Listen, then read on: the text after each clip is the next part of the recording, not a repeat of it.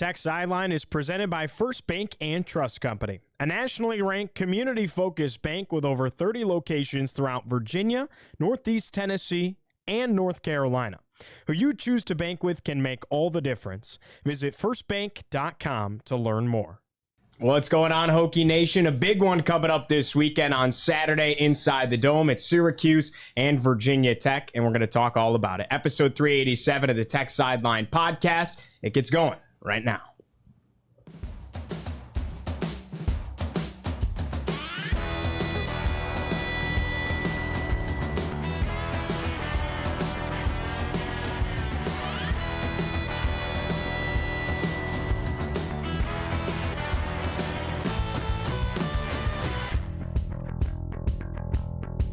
And we're recording on a Wednesday, October 30th, 2024, from our high-tech studios in the Virginia Tech Corporate Research Center. Remember to like, subscribe, refer the show to a friend, and head over to techsideline.com to check out our extensive editorial content. Subscriptions are just $12 a month for loads of content, and for Virginia Tech students, your subscription is free. We got a loaded week of content for you all week long. Be sure to check out yesterday's basketball preview podcast. Today we're talking football. We got Triumph Spotlights coming up. We got Buy or Sell coming out tomorrow, plus all your editorial stuff. So this is the week to be tapped in with crossover season beginning, no doubt about it. Tech Sideline is presented by First Bank and Trust Company, and the Tech Sideline podcast is also brought to you by The Hokie Way. The Hokie Way thanks Virginia Tech fans for their support of our mission to leverage student athletes' name, image, and likeness in support of charitable organizations. To learn more about us and the organizations that we support, visit thehokieway.org.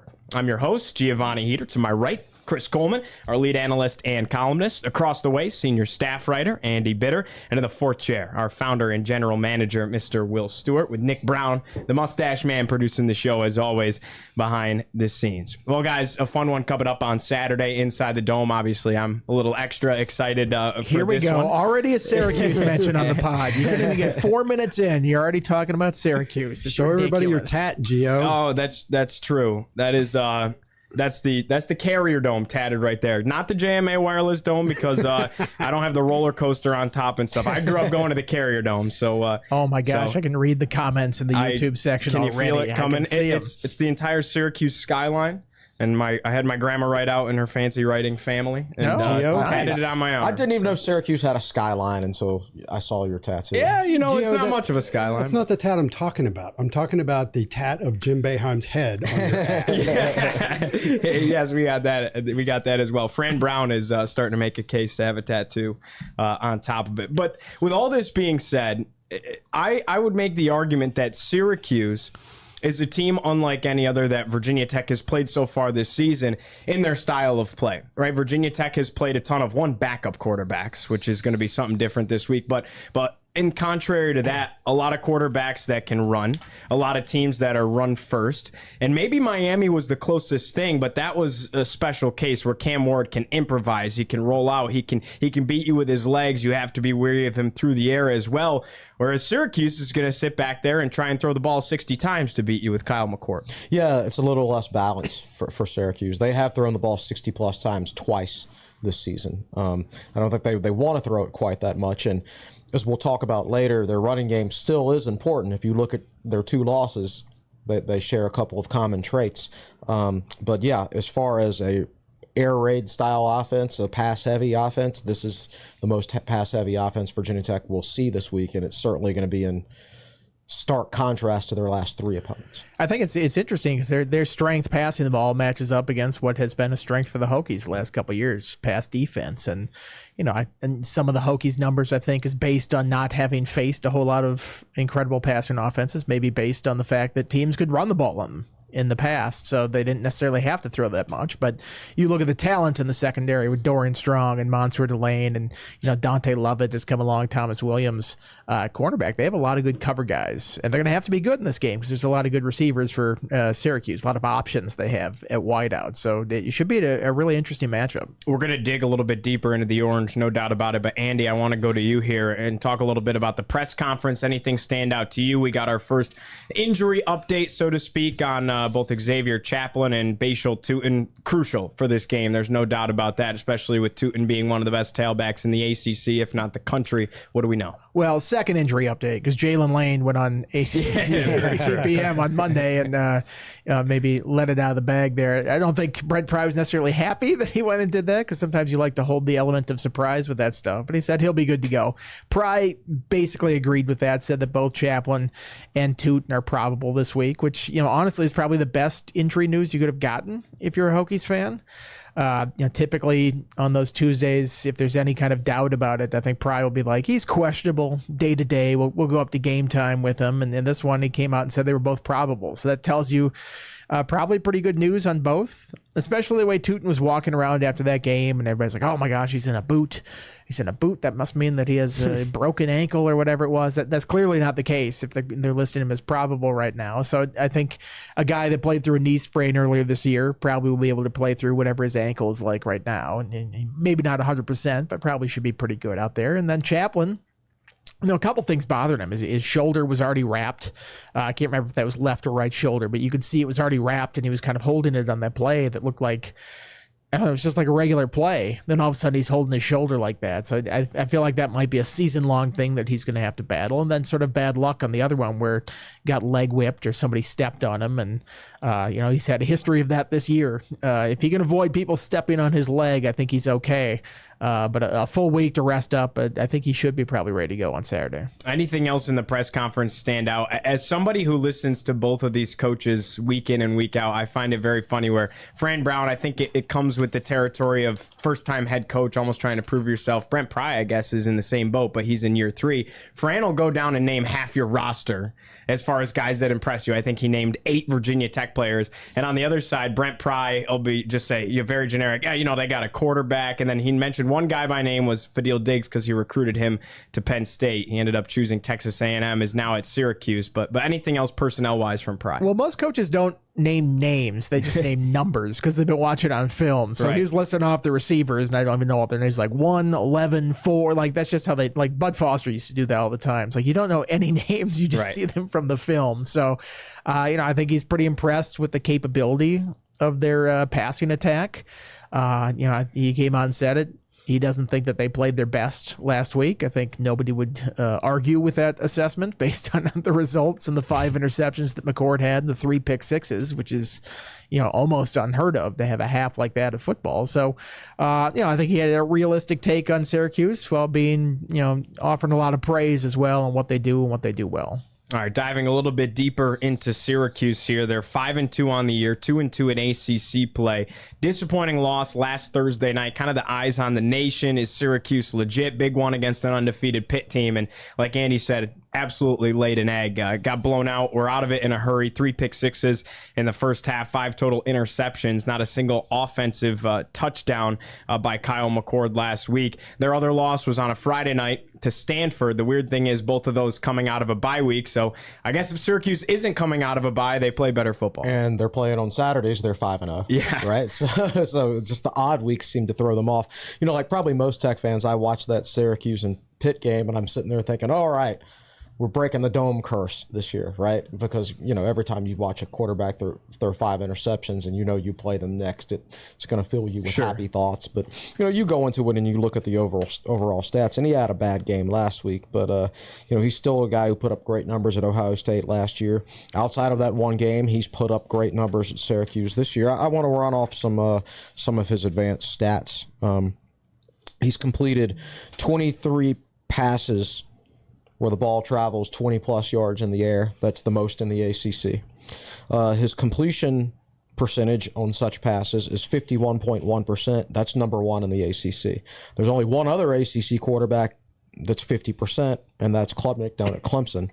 8 of 15 ACC quarterbacks are below 40%.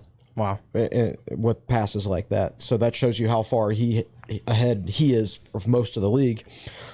He has 22 big-time throws this year, which is number 1 in the ACC. His big-time throw rate is 6.1% this year, which is number 3 in the ACC. So he's a guy who can make really difficult throws and really test you down the field like Virginia Tech has not been tested. He also generally makes quick decisions. So you would think a prolific passer like that would have like 4 seconds to throw every time. His average time to throw is very interesting. It's at 2.48 seconds, which is third from the bottom in the ACC. Drones, who people, it seems like gets sacked a lot and pressured a lot, he's 3.01 seconds, which is fourth in the league. And they've allowed basically the same number of sacks, 17 for Tech, 16 to Syracuse. I think that shows that McCord is really good at getting the ball off early to his check down, which is evidenced by the fact that the running back has 37 catches on the season. So, this is a guy who's a prolific quarterback. He's going to challenge Virginia Tech in ways that only Cam Ward's been able to challenge them so far this year.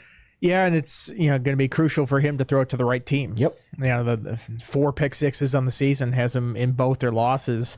When he was 1 or less interceptions this year, they're 4-0 against FBS competition. When he has 2 or more, they're 0-2.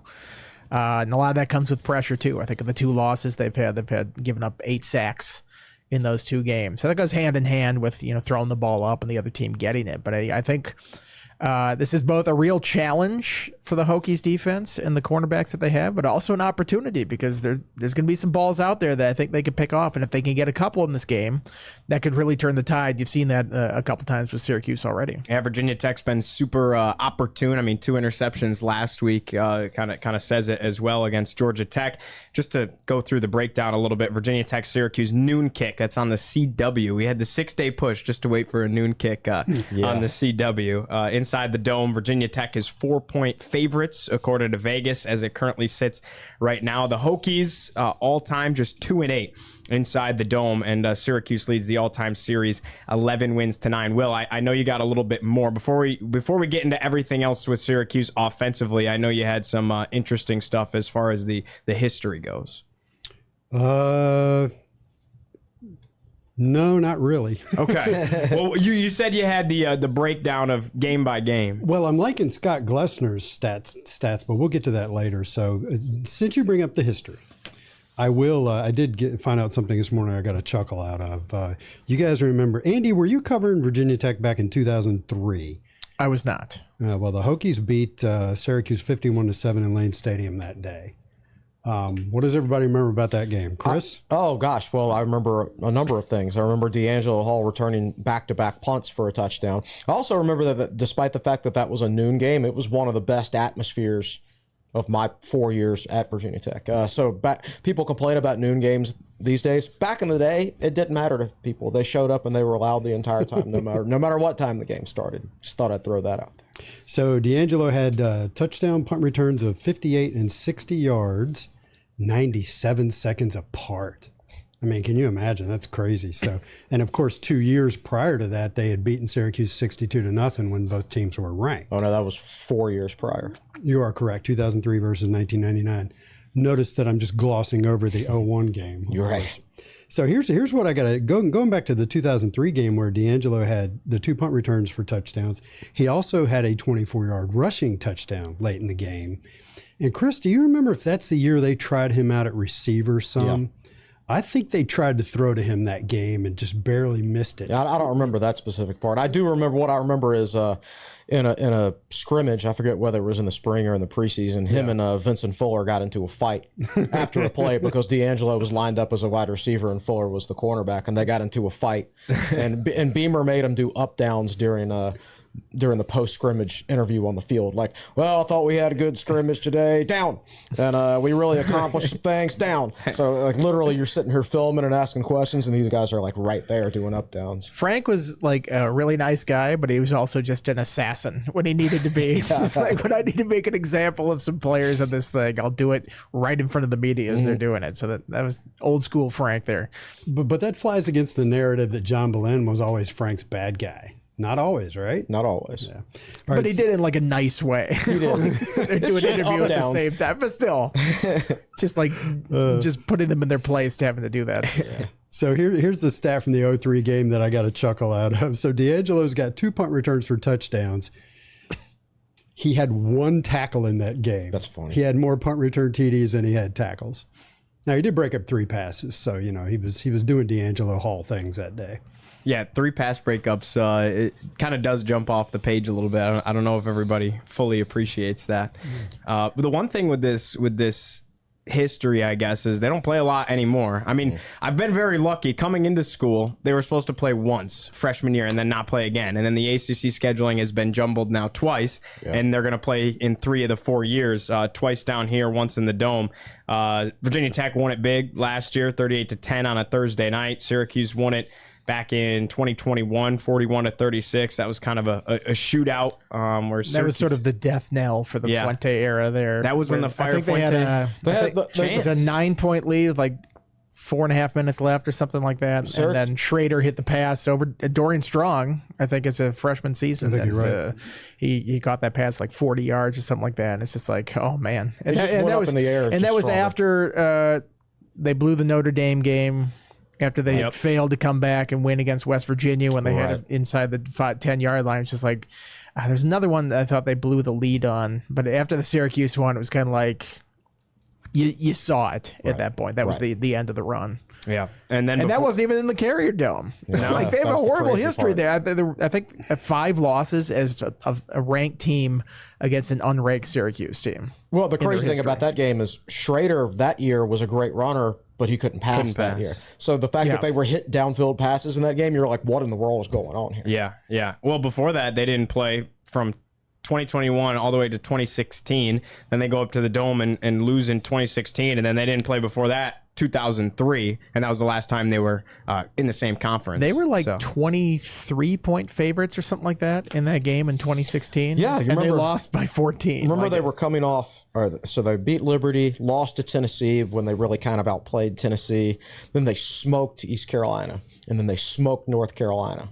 I mean, just annihilated both those teams. And Boston College, too. 49-0. It was 49-0 Boston College, and they beat ECU by 30 or 40.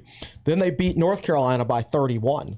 So let me jump in here. Yes. Well, North Carolina was the Hurricane game. The Hurricane game. And then Syracuse was playing poorly that year. So, yeah, it was They went 4-8 that year. Right. That was Dino's first year. And Fuente's it was like the signature win for Dino. But that was like the story of that season. They would get 3 in a row, then they'd lay a dud. Syracuse. 3 in a row, a dud against Georgia Tech. Right. So it's like right when you think they were turning the corner, something like that would happen. And the curse of the Dome got them on that one. I mean, they were heavy favorites, and right from the start, you're like, this is going to be a rough one because they were really slow out of the gate in that.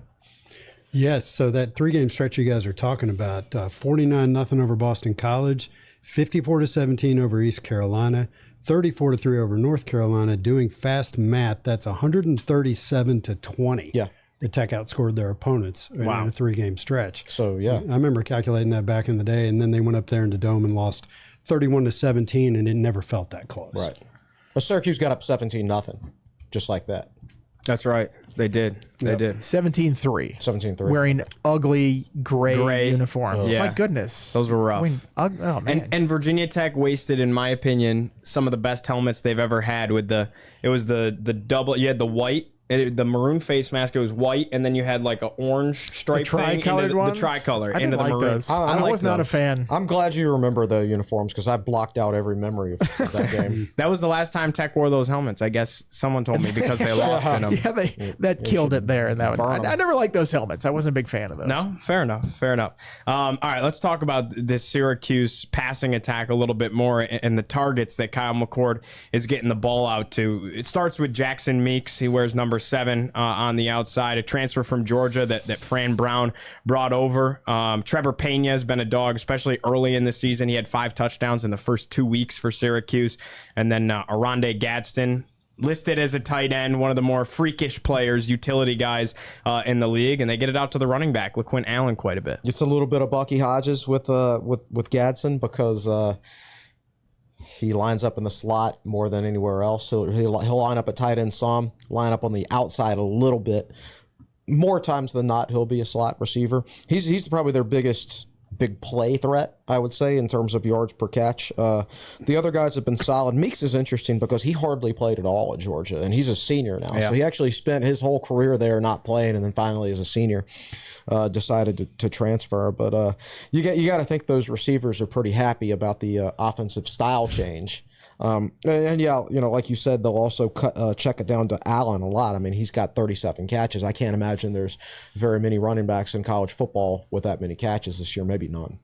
I couldn't believe how transparent, again, going back to like the transparent, Fran Brown can be very transparent. He basically said, because Gadsden was one of those guys that a lot of people thought would go to the portal when Dino left. And Fran Brown came out and said in the offseason, basically Gadsden said, bring in a quarterback and I'll stay. If you don't bring in a quarterback, I'm gone. And then Fran Brown said, how about Kyle McCord? And he's like, all right, I'll stick around. Right. So Can these teams start labeling these players correctly, though?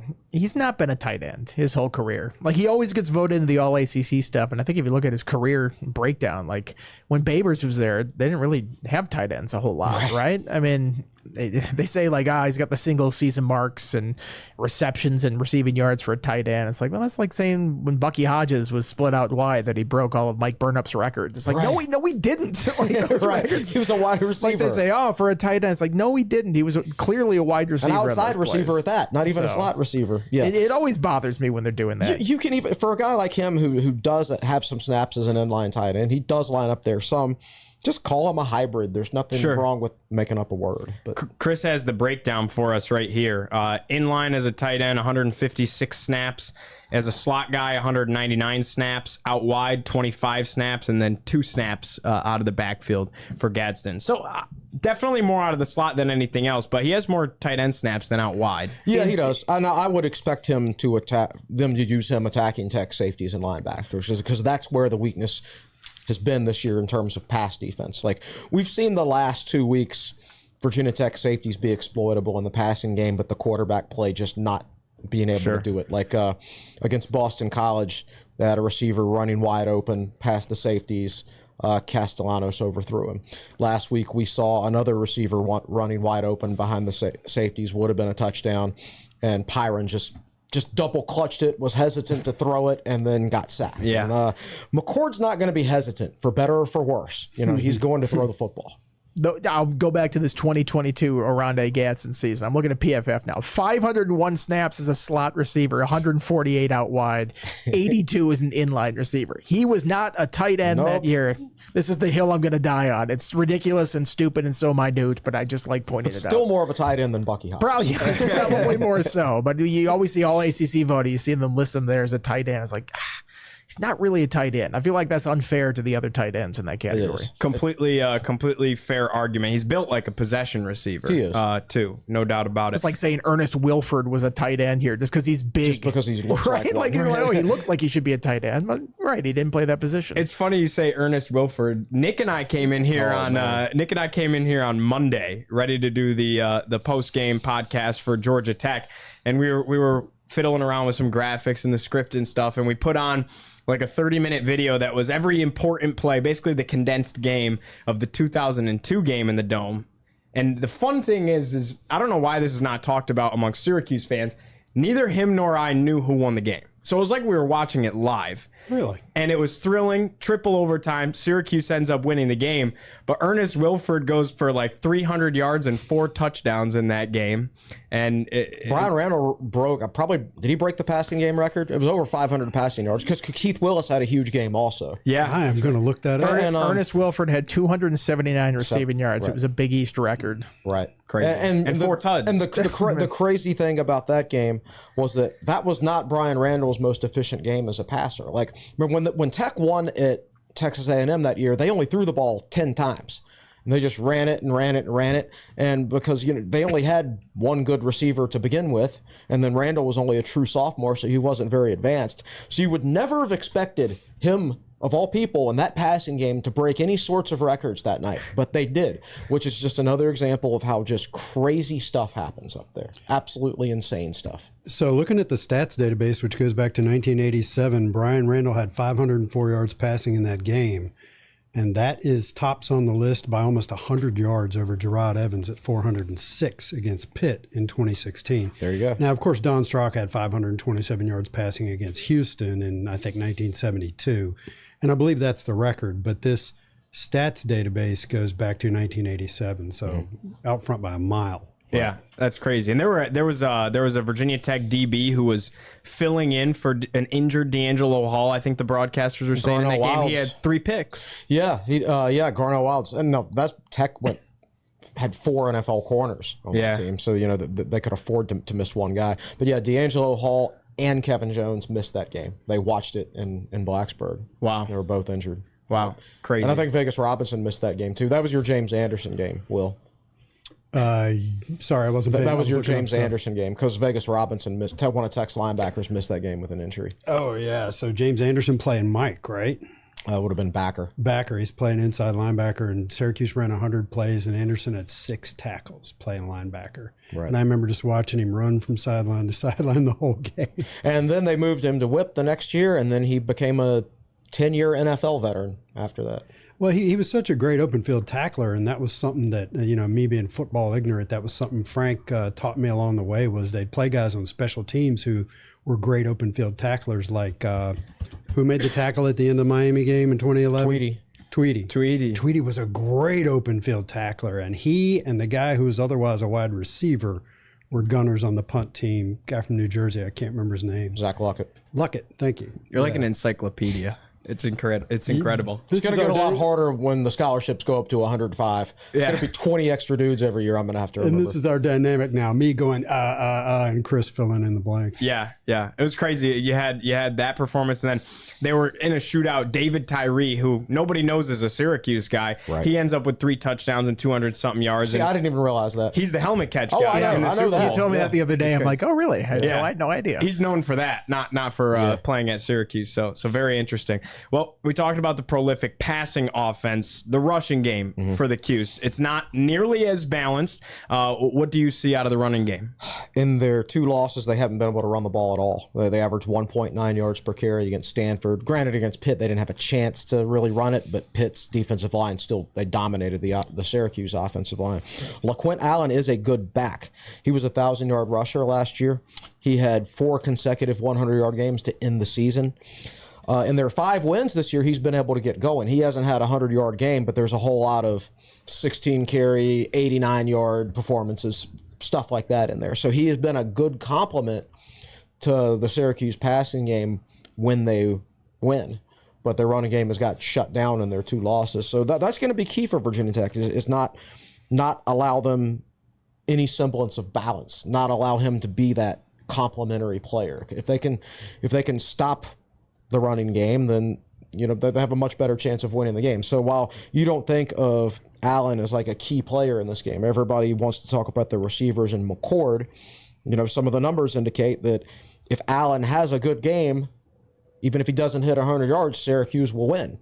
But if he gets shut down, they'll lose. And Pry noted this in his presser the other day, is they'll use the short passing game almost like a run game. Yes. A lot, and you see LaQuint Allen's receiving stats this year, 274, 37 catches though. So they use him a lot as a pass catcher, and some of those 4-yard gains or 5-yard gains as a pass where you're like, well, that didn't get much. It's like, well, that's a pretty good run. Right. So it keeps them on schedule, and that's sort of how they use this offense. Yeah, that's a great point, Andy. And he's one of those. He's very similar to Tootin, and Tootin's a better tailback. That's not what I'm saying. Everybody relax. But against UNLV, banged up knee, it's bandaged up. He's literally limping after every run. And if anybody has a chance to go back and watch that game, he's breaking these one-on-ones, like running people over. I mean, the game-winning touchdown, the guy drags him back 3 yards behind the goal line, and LaQuint on an injured knee just barrels him into the end zone, overtime winner. Like, it's just that kind of dog mentality where banged up doesn't matter. Like, they just want to be on the field. Yeah. And that's how they talk about LaQuint. Sure, he's a good back. And if he decides that the Syracuse offense isn't the type of offense he wants to play in because he would like more carries, he's got another year left. Virginia Tech's going to need a portal running back. I would not be. This sounds like tampering. Is this tampering? I'm not suggesting. I'm saying if he hits the portal. Are you trying to get this in the Syracuse locker room and make them hear this? Sounds like tampering to me. All right. Well, with our second ad read today, as always, Tech Sideline is presented by First Bank and Trust Company. As our presenting sponsor, First Bank and Trust Company's support has been invaluable to TSL, helping us to bring you all the great content across all of our platforms. They offer a variety of checking and savings account options that are sure to meet your banking needs. That includes free checking. So visit firstbank.com to find the account that's right for you. Before we get into the defense, I think it's time for Stat Time with Scott Glesner. Will, what do you think? Yeah, first of all, a couple of things. Are we just going to gloss over the fact that I said the word ass on a podcast?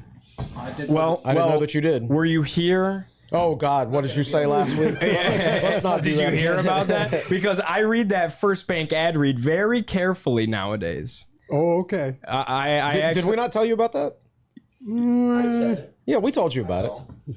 Okay. It wasn't. You can that go bad. back and It was watch funny. it. We It all wasn't laughed. I did terrible. it on purpose because I thought it was funny. Okay. True. All right. Will's anyway. trying to get the explicit warning in the front of YouTube. We're not no monetization. So you were talking earlier about the helmets that Virginia Tech wore in that 2016 game. So I pulled the pictures up here. And Nick, before we upload to YouTube, let's toss a picture from that game up so people can see what we're talking about. Those are very cool helmets, and I think they were modeled on helmets that Navy wore in the Army-Navy game. And Okay. Nick says that's correct.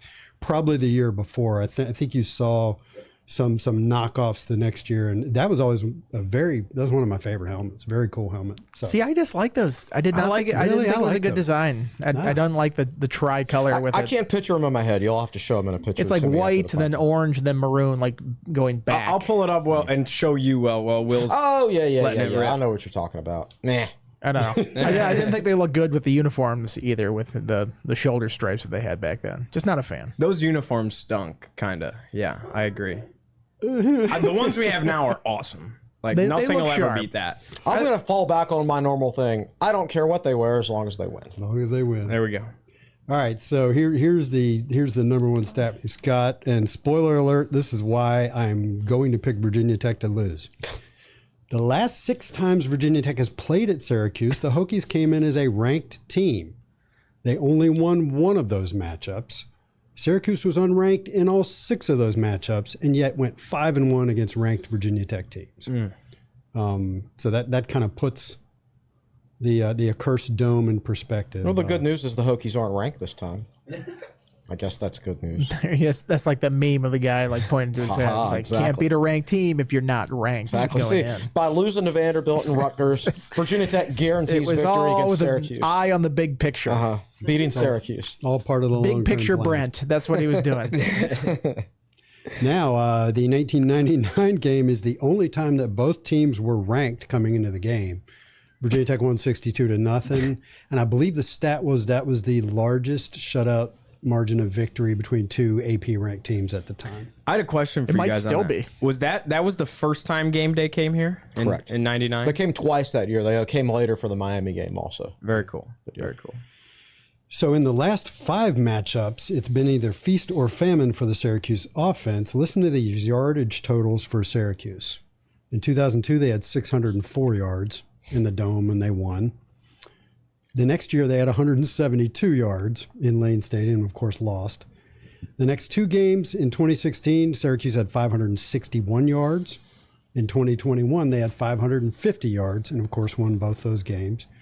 And last year on the Thursday night game, the Tech won 38-10. Syracuse had 137 yards. So the lesson to be learned here is don't allow the other team to have 500 plus yards, and you'll probably win. Hold them under 200 yards. Hold them under 200, you'll probably win. Now, in those 5 Just games, so simple. in those 5 games just listed, Virginia Tech had 437 or more yards in each game. So very interesting. The let's see, the 34 points that Virginia Tech said, this is getting away from Syracuse stuff and a general stat. In the last 3 games, Virginia Tech has allowed 34 points, a total of 34 points. That's the fewest in a 3-game stretch since Bud Foster's last season, 2019. Chris Marv coming into his own? Maybe. Virginia Tech is averaging 10.4 points more than their opponents so far this season. This is the first time they've been in positive double digits in a season since 2017, when they outscored their opponents by 13.4 points per game. So it's interesting. The Hokies are 5-3, 3-1 in the ACC. It looks pretty good on the surface, and I've found that doing my articles recently, they're doing all sorts of good things statistically that indicate progress in the Brent Pry era. But of course, what fans are looking for, and this is going to be the conversation during the entire offseason, is the September slow out of the gate stuff when you're not playing your best football in September. Yeah, no doubt. It seems like last year and this year it's like boom, you hit that stride and things kind of flip on its head. I think worth noting, Syracuse is a team that implodes late in the season, quite the opposite to Virginia Tech, right? And I looked it up last night when I was getting ready for this, and in the month of November in the last 4 years, Syracuse is 3-12. And that includes a 6-0 start a couple of years ago where they were ranked in the top 15. That includes a 4-0 start last year. And then just everything falls apart in November. I bet if you broke it down further, it's actually mid-October. Probably. So, well, didn't Syracuse always used to just line up a bunch of just easy non-conference matchups under Dino? It felt like they never really played anybody that difficult. So they'd be like 4-0 playing like UMass and all these teams. It's like, well, of course you're going to be 4-0 doing that. And then it's just sort of the luck of the ACC schedule. I felt like so often they build up this huge, great record in the first half of the season against bad competition. Then the real competition would catch up to them in the second half of the year. I don't know. In 2022, they started out beating a Louisville team that would go 8-5. They beat them 31-7. Okay. And then they played Purdue like 2 weeks later. Well, they beat so the records I'm going to give you for the teams that they beat were their records at the end of the year. They beat 6-7 Connecticut, 48-14. Beat 8-6 Purdue, 32-29. Jeff Brom coached Purdue team. True. Okay, fair enough. Then they beat Virginia 22-20. Beat Wagner 59-0. Beat NC State 24-9. NC State wound up 8-5. Right. That's a great start to a season. It's no wonder they were ranked. And then, as you said, they tanked after that. Man, it was a tough season. Listen to the next string of games that they lost. Clemson, who went 11-3, Notre Dame, who went 9-4, Pitt, who went 9-4, Florida State, who went 10-3, Wake Forest, who went 8-5. So that their schedule did toughen up, but it wasn't the dog schedule that you might think it was at the beginning. Yeah. Yep.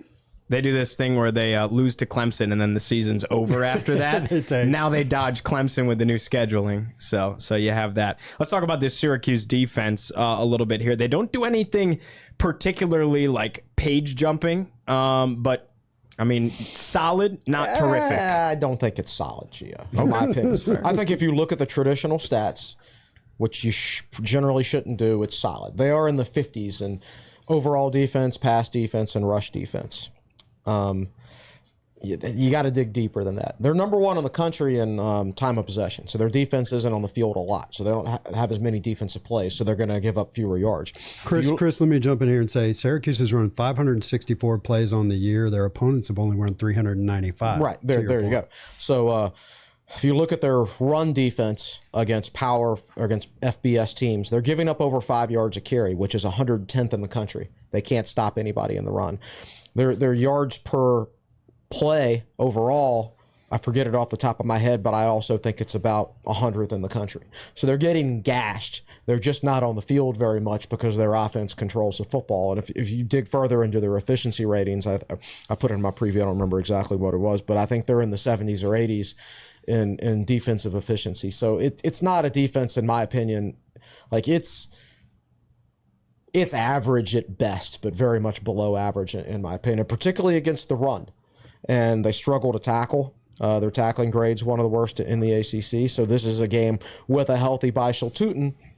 Virginia Tech should be able to have plenty of running success. Now, I said the same thing against Georgia Tech last week. Georgia Tech came into last week's game with the most missed tackles of any ACC team.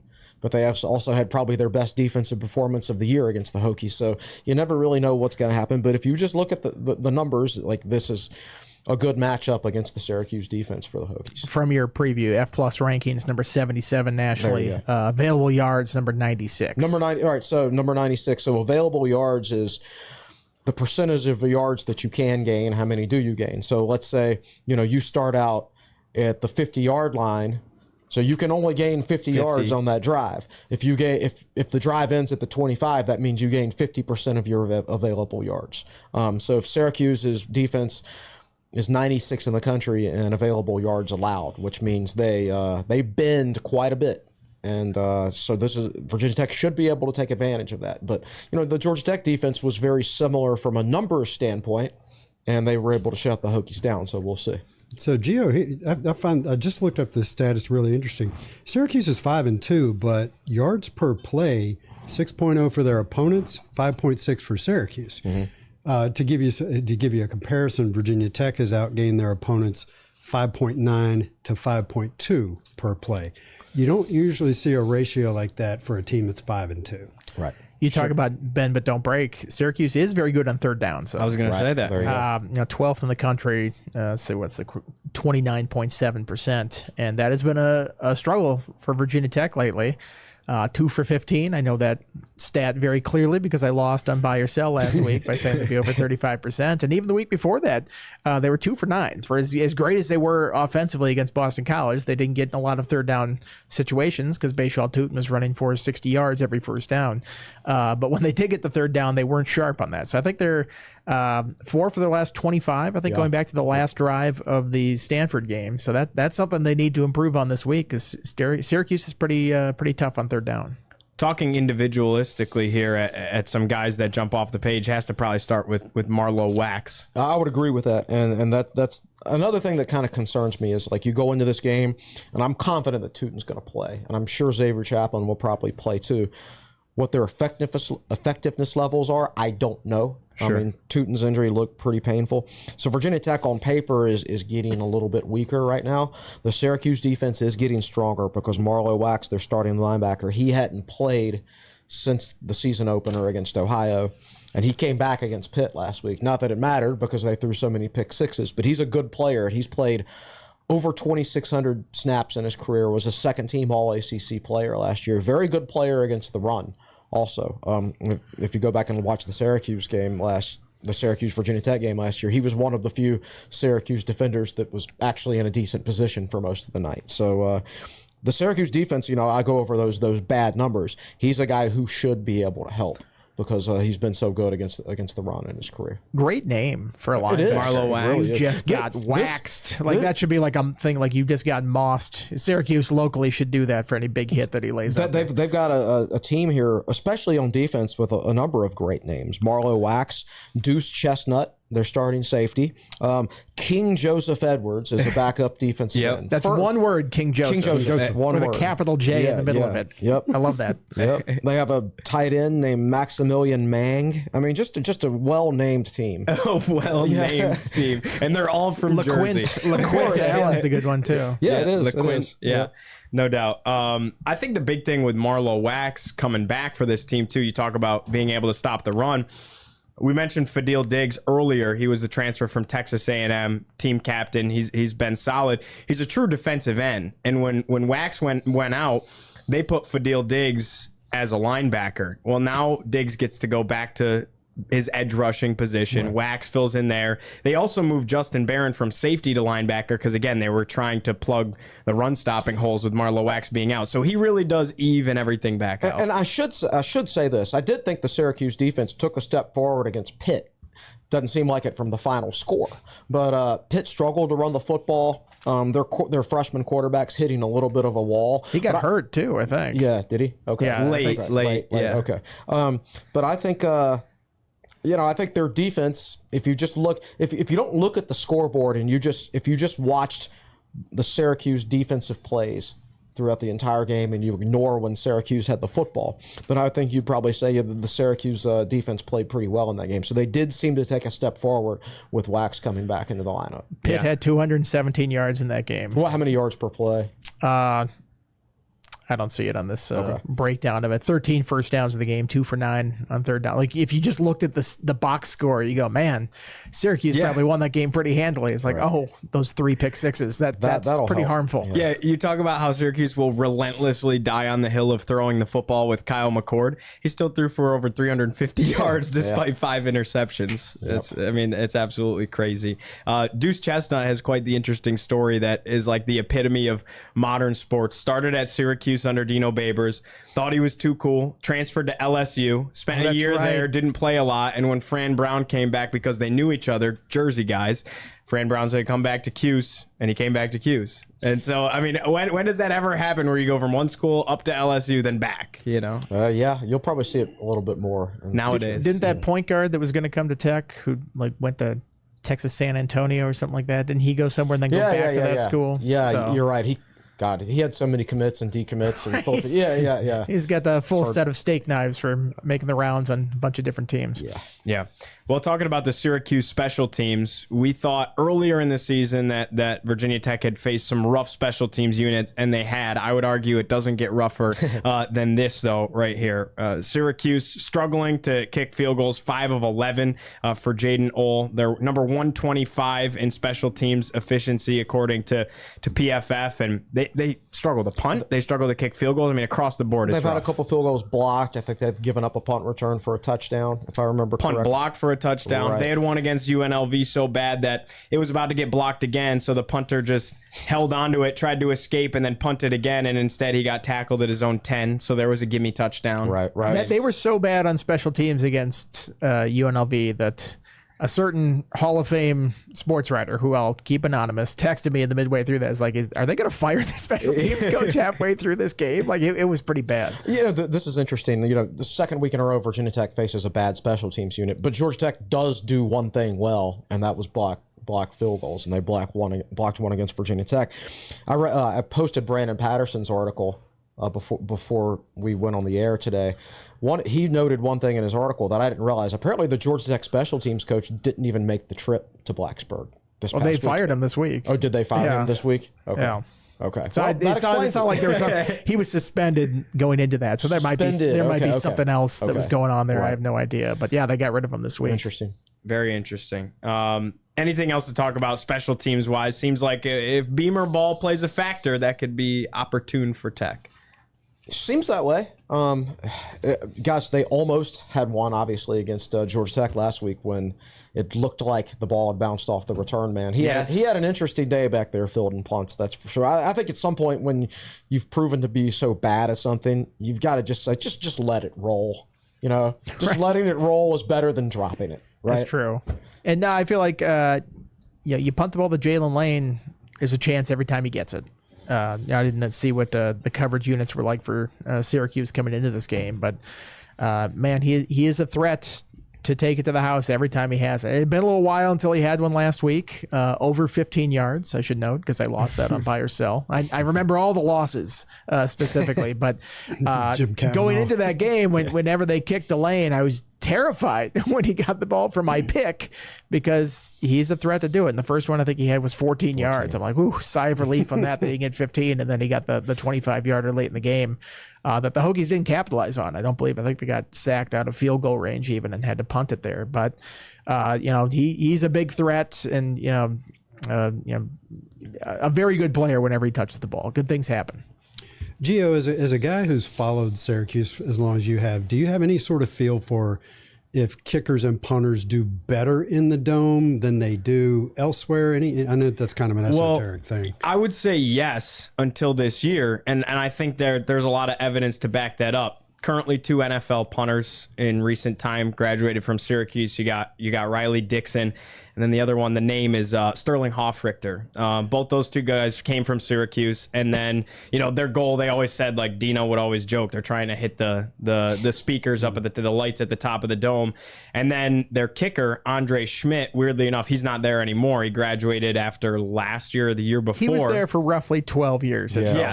But he weirdly enough kind of regressed and then came back on again strong his senior year. But his freshman year at Cuse, that was in 2018, I think, he won the Lou Groza Award, which is kicker of the year. So I would say yes, it helps. Do you have a feel for, like, is John loves 9/11? He's a great He's going to make it anyway. Yeah. Is Peter Moore going to kick it farther in the dome than he does somewhere else? Any feel for that? I don't know. I mean, you've got to love not having the elements. Yeah, if you're a specialist. Helps. It's like I don't have to account for the wind on this, and it might help you in sometimes, but you're also going into it the other half of the game. So I think just having that stillness in the dome, if you're a kicker and you don't have to adjust that, I'm going to get a true reading on wherever this thing's going to go based on how I kick it. It's probably a pretty good feeling. Yeah. I'm ready for 3 shanks. No, don't put that into the universe. Don't you put that curse on me, Chris. Looking at this thing analytically as we kind of give our final thoughts and before we wrap up with predictions, I think to Chris's point in his article, the X factor has to be how healthy is Bashal Tutin? And I think Tech can have a really good shot to win the game if he's close to his best, and if he either doesn't play or is not, I think Tech could really struggle. I think you look at a lot of these stats that we've gone over, and I think on balance, Virginia Tech's the better football team. But on all those losses, except for like 1996 and maybe 98, especially the most recent losses, like Virginia Tech was the better team each one of those times. Clearly, they were the better team in 2016. They were the better team in 2002. That they just didn't win. Weird things happen up there. It's a strange. For the record, Syracuse went 4-8 in 2016. Yeah, they stunk, right? But they smoked Tech, and you get up there and it's different. The sight lines are different. The depth perception is different. The sounds are different. There are actually echoes in there, I assume. Even the football field itself is different. If you've never been on a college football field before, there is a crown on the 50-yard line and it gradually tapers off towards the sidelines. That's for water runoff, right? So the water doesn't gather at midfield. The dome, there's no reason for it to be crowned in the middle because it's indoors. It's not going to rain. So even the field itself is a little bit different. And you get into an environment like that, and some people handle it better than others. I think there is a level of flukiness in some of those Virginia Tech games, obviously up there, especially probably the 1998 game. But I could easily see us doing the podcast next Monday and saying, yeah, we went over all those stats and here's what should have happened. And none of it went that way because it's, just Virginia Tech and Syracuse, and that's just how that game normally goes. Is there a level of PTSD here between you and Will that's what it feels is not based in reality? You're talking about all these games. These are 20-plus years ago. Gio, were you alive for any of these games, Andy, in Syracuse? They played in 2016. That was the only time until I got here that I've seen them play. We're talking about one game in the last 2 decades in the Dome. And yeah, it was a bad one, and they didn't win it. It's a completely different coaching staff, completely different roster. Remember when we talked about the Heinz Field curse? And, they never go up there and win. And then the Fuente team went up there and did win with 300-yard receivers in that 39-36 game. That was incredible. And that one even made a little bit more sense when you're talking about Heinz Field because they played there every other year as division foes. They have not played in the Dome in a long time. And not regularly in a very long time. So, it'll be reflected maybe, or I know it will be reflected in my pick coming up here. That's going to be a little bit different from your guys, but I feel like we are talking about this Dome like this is just this cursed place, built on an Indian burial ground or something like that. Like horrible things happen at this place every time Virginia Tech goes up there. And it's true, but it has been a long time, and this team really has no connection to that. Other than Brent Pry being there in 1996 as a GA in a very bad outcome for Virginia Tech, there's really no connection whatsoever to it. No, I agree with all that. I'm not basing my pick on the past. I'm basing it on stats for this year.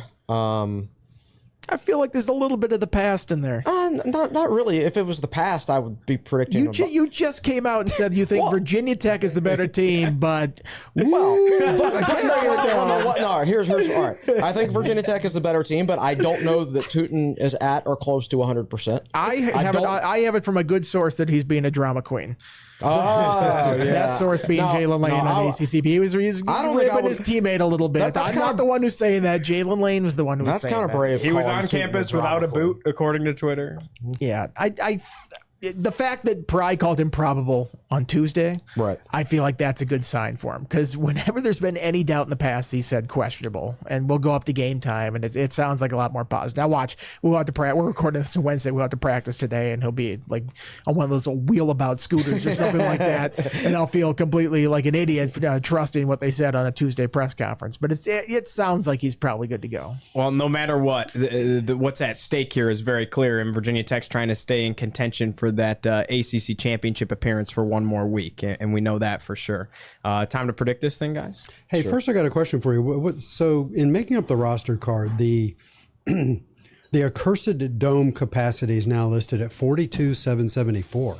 I think it used to be 50K. It used to be 49, a little over 49. Yeah, well, because they put in those baseball seats now. It's going to look Well, you guys aren't going, but on TV, it'll look very different. So did they remove the curse when they renovated this place? Maybe they took the ghosts out of the place while they did it. Yeah. Remember, it's not the Carrier Dome anymore. They dug up the JMA Wireless. So, yeah. Virginia Tech is 0-0 in the JMA Wireless Dome. Yep. New roof, new, literally everything. It looks like a different building. It really does. You ever seen the video of Adrian Karsten up on top of the old Carrier Dome? You know who Adrian Karsten is? I do not. He was a sideline reporter for ESPN back in the 90s. I think sadly he's passed away now. He got up there and he had a what do they call it? He had a harness on, and he was walking around on top of that what looked like that really soft surface of the top roof of the Carrier Dome. And I think they even stuck a camera like into a hole or something like that. That was something, man. No kidding. Did the ESPN give him hazard pay for that? Yeah, they must have, right? That's crazy. He was a big dude. Apparently, Adrian Karsten was a character. Interesting. Now I'm going to go look it up. Okay. All right, with that, let's start predicting this thing. We'll start with Andy. I said Virginia Tech 30-28, and I'm just, in the spirit of Halloween and ghouls and curses, I'm just going to say it. I ain't afraid of no ghosts, Ghostbuster style. Chris kind of laid it out. I think Virginia Tech's the better team. I'm not inspired with confidence after last week's offensive performance. So I'm kind of trying, flying in the face of two trends with Virginia Tech at Syracuse. They don't play well there. Virginia Tech in one-score games. They don't do well in those kind of games. It's got to happen eventually. I think this is a team that goes up there and takes care of business. 2-point win. All right. Yeah, like Andy said, you're kind of you've got 2 1-week trends here. Like I'm not confident in picking Tech because of how the offense looked last week. I'm also not really confident in picking Syracuse because of how Cole McCord played last week. You're like, they're coming out on a heater. Oh no, my not goodness. quite. I don't know, but I've got it 27-23 Syracuse. My preseason picks, I had Virginia Tech losing 3 games. I had them losing to Miami, Georgia Tech, and Clemson. So I actually had them winning this game before the season started, despite the dome curse or whatever. Syracuse is better than I thought they would be, a little bit better than I thought they would be. I didn't know how McCord would play in that offense. The concern for me is I've seen some weaknesses in pass coverage against Virginia Tech safeties the last few weeks that they were playing quarterbacks who just weren't good enough to exploit. And he's good enough to exploit. So, and I just, offensively, Drones is so dependent on the start. Like, I loved the way they started him out with the one read, easy throw stuff the previous 2 weeks. Against Georgia Tech, they started him off with a deep ball. It's a low percentage play for Virginia Tech. Virginia Tech's only completed 8 passes all season when the ball was thrown 20-plus yards downfield. 3 of those came in the first game. So you're talking in the last 7 football games, Virginia Tech is completing less than 1 per game of types of plays like that. So they pretty much chose the lowest percentage play possible in the playbook and said, let's start the game with it. And he seems to be a guy who's so reliant on early confidence in a game. If he gets off to a good start, he plays well. If he doesn't, then he doesn't. The start is critical, and it just seems so random. Some weeks it starts out well, some weeks it doesn't. I think if he starts off this game strong, Virginia Tech's going to win. But you're just honestly flipping a coin as to whether that happens or not. I'm just going to pick Syracuse because it's on the road. Not necessarily because it's in the dome, but just because it's on the road. Fair enough. What you got, Will? So first of all, although I have fond memories of Adrian Karsten walking around on top of the Carrier Dome, the rest of his life was very dark, and I will leave that up to the readership to Google and read yourself. Second of all, I'm not buying any of the analysis. Syracuse 42, Virginia Tech 20. I'm out. That's all I have to say. Interesting. Okay.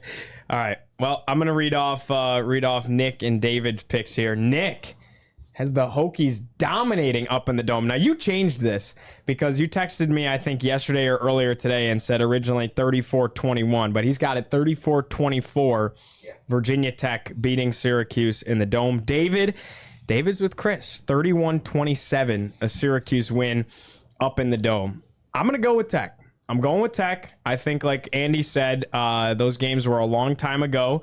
Maybe the new roof and everything has different juju in the dome. You're just scared that people are going to call you biased. Oh, yeah. If you pick Syracuse, God help you in the comments. I'm just saying. I would have picked Syracuse. I really would have. Because in my 3 losses for Tech going into the year were Georgia Tech. They beat Georgia Tech. It was Syracuse, and then it was Miami. And I always thought they would. And I've been wrong a lot this season on my picks from the preseason stuff. So maybe it's best to switch it up. Yeah, fair. Well, everyone seems to be switching it up. But here's the thing. Here's why I think Tech will win. You saw Bashal Tootin against Miami be banged up, had the knee brace, everything. You even saw him limp after the run in the end zone, but he still broke a tackle at midfield and went 55 to the crib. Yeah. I think he is the X factor. If he's good enough to give it the best go, to Chris's credit, I think Virginia Tech is the most balanced team. And again, like last year, they're really starting to hit their stride. I know they weren't terrific offensively last week, but you're not going to be every week. And I think they're starting to kind of turn a page in a way where I think Syracuse could definitely exploit them as if Tootin isn't 100%. And all of a sudden it turns into this passing fest. McCord will eat Kyron Drones alive. It can't be a passing versus passing. It can't turn into Can't be. Absolutely. So I like Tech. I like the defense to do just enough to find a way to win, break some of the curses. And I think that's mostly on the hopes of, senior year, I'd love to go see this team play in an ACC title. And I think they got a little bit more to play for that. So 27-24, I got Virginia Tech. So, Gio, looking at the staff picks, here's what's at stake. If Virginia Tech wins, as horrible as Nick Brown is at buy or sell, I'm not last. if Virginia Tech wins, Nick will be 8-1 on the season and in sole possession of first place amongst TSL staffers. So, let me scroll up. He's clapping. Let me scroll up and give you the fan picks. So far, we have 311 votes in.